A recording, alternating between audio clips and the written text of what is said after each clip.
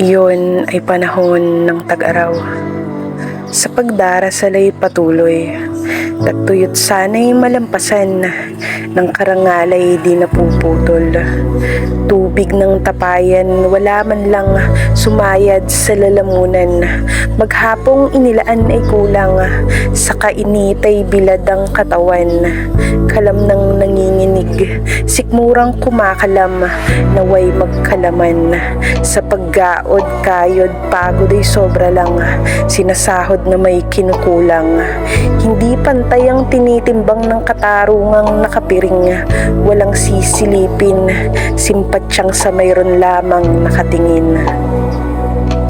Katwirang bulok umano, sa tuwiran biglang napaliko, sa pilitang minamano-mano, sa pilit lang nakakatiempo, garapalang sinusubo, ang niluluwang nabubuo, galing sa utak na pundido, bumbilyang madilim ang pinaplano. Sa paghulma ng kasalanan, nakasalang mapaluha man o pawis tagaktakan, di mabilang, alang-alang sa inaalalang pinagbubuwisang nilalang. Testigong naging saksi wala, maliban sa taong nasa papel lamang.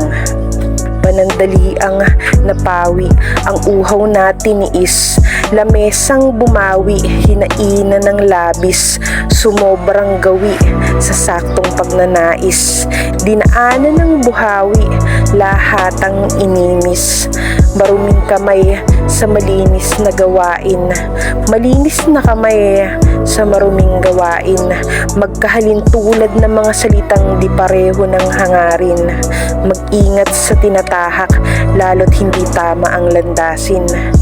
Ito ay istorya na hindi dapat hamakin, sarili ang hinihiwa sa pagkapit sa patalim. Uubusin lamang ang pakinabang at tuloy ang tutuluyan, rematado't di na kayang tubusin, sinanlang buhay para sa kabuhayan.